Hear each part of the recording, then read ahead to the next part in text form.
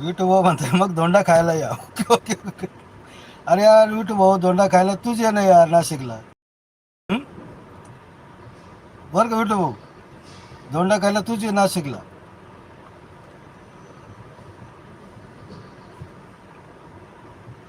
पाऊस पडल्यानंतर मी येतो बारमला, बारम कोळमला.